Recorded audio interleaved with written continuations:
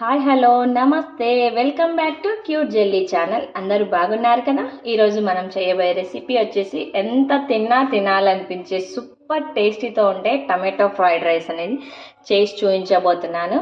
మనకి జనరల్గా ఏమీ లేకపోయినప్పుడు ఇంట్లో టమాటోతో చేసుకున్న పిల్లల లంచ్ బాక్స్లోకైనా మనం బ్రేక్ఫాస్ట్లోకైనా ఎలా తిన్నా కూడా అసలు తింటూ ఉంటే ఆ టేస్ట్ వల్ల మనం ఎంత తిన్నామనేది మనకు తెలియదు, అంత టేస్టీగా ఉంటుంది. ఈ విధంగా నేను చూపించే ప్రకారం ఒకసారి ట్రై చేయండి. ఇంకెప్పుడు టమాటా రైస్ చేసినా మీరు ఈ విధంగానే ట్రై చేస్తారు. సూపర్ టేస్టీ అండ్ స్పైసీగా ఉంటుంది.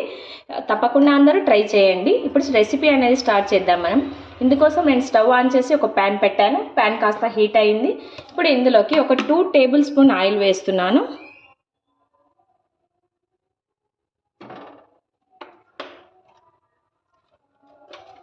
ఆయిల్ అనేది బాగా హీట్ అవ్వాలి. ఒకసారి ఆయిల్ చెక్ చేసుకుందాం. ఆయిల్ మనకు బాగా హీట్ అయిపోయింది. ఇందులోకి కొద్దిగా పోపు దినుసులు యాడ్ చేసుకుంటున్నాను. వీటితో పాటు కొద్దిగా జీడిపప్పు పలుకులు, ఒక పెద్ద ఆనియన్ని ఇలా చిన్న చిన్న పీసెస్గా కట్ చేసుకున్నాను. ఈ ఆనియన్ని కూడా ఇందులోకి యాడ్ చేస్తున్నాను.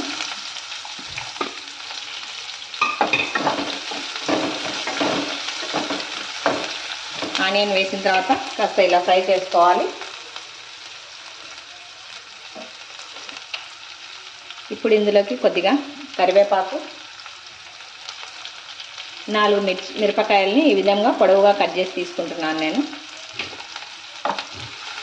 ఈ ఉల్లిపాయ అనేది కాస్త ఫ్రై అయితే సరిపోతుంది మనకు.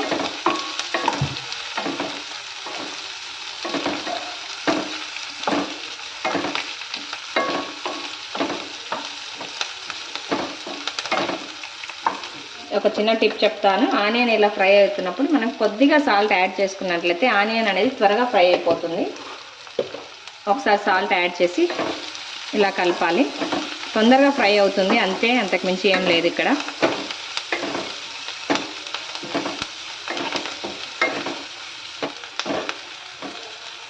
మనకు ఆనియన్ అనేది ఈ విధంగా ఫ్రై అయిన తర్వాత మనం ఇందులోకి ఒక టేబుల్ స్పూన్ అల్లం పేస్ట్ని తీసుకోవాలి.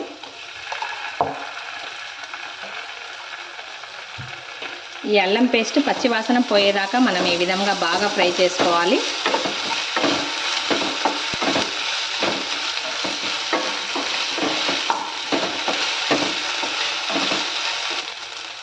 అల్లం పేస్ట్ వేసి ఫ్రై చేసుకున్న తర్వాత ఈ విధంగా నేను ఒక 3 మీడియం సైజ్ టొమాటోస్ని తీసుకొని ఈ విధంగా చిన్న చిన్న పీసెస్గా కట్ చేసుకున్నాను. ఈ టమాటో పీసెస్ని ఆనియన్లోకి యాడ్ చేస్తున్నాను.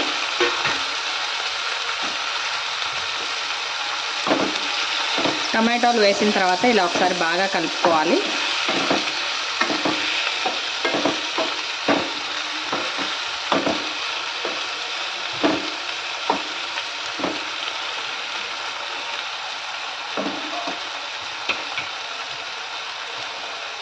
ఇందులోకి కొద్దిగా పసుపు వేసుకోవాలి.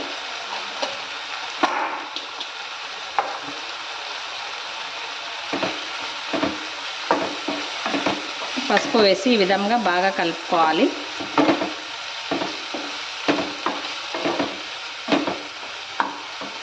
ఈ టొమాటోస్ అనేటివి కాస్త మనకి బాగా మెత్తబడాలి. అప్పటిదాకా మనం ఈ విధంగా ఫ్రై చేసుకుంటూనే ఉండాలి. టమాటాలు బాగా మెత్తబడిన తర్వాత చూపిస్తాను.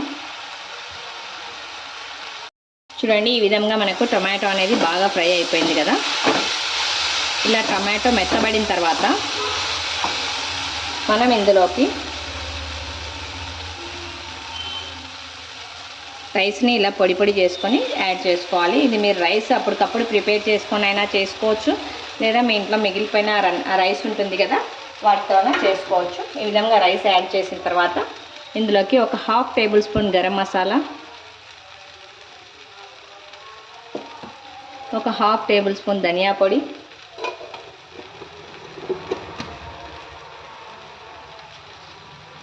ఆల్రెడీ ఫస్ట్లో సాల్ట్ యాడ్ చేసాం కదా, దానికి తగ్గట్టు మీరు రుచికి తగ్గట్టుగా అది గుర్తుపెట్టుకొని సరిపోయినంత ఉప్పు యాడ్ చేసుకోండి. కొద్దిగా పెప్పర్ పౌడర్, మిరియాల పొడి, అదేవిధంగా 1 టేబుల్ స్పూన్ వచ్చేసి కారం అన్నమాట.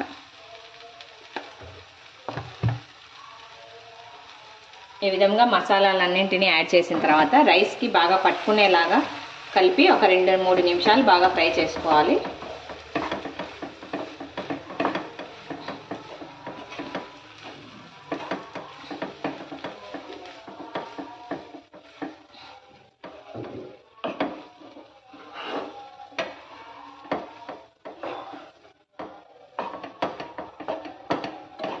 అందుకని ఈ విధంగా ఒక 2 to 3 మినిట్స్ బాగా ఫ్రై చేసుకోవాలి మనం.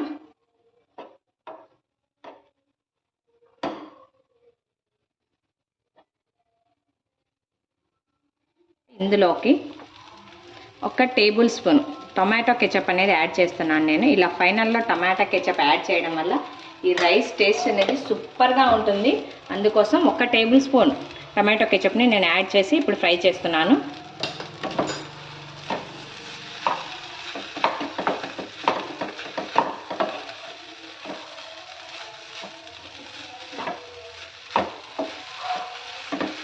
ఈ విధంగా టమాటా కెచప్ యాడ్ చేసిన తర్వాత ఇందులోకి పుదీనా కొత్తిమీరని శుభ్రంగా కడిగి చిన్న చిన్న పీసెస్గా కట్ చేసుకొని ఇందులోకి యాడ్ చేసుకుంటున్నాను నేను.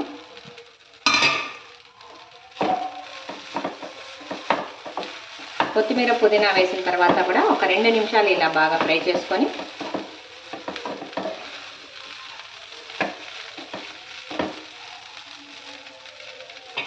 చేసుకొని మనం స్టవ్ ఆఫ్ చేసేసుకోవడమే. అంతే అండి. ఎంతో టేస్టీ అయినా తినే కొద్దీ తినాలనిపించి మంచి టేస్టీ అండ్ స్పైసీగా ఉండే టొమాటో రైస్ అనేది జస్ట్ మనకు 10 నిమిషాల్లో ఈజీగా రెడీ అయిపోతుంది.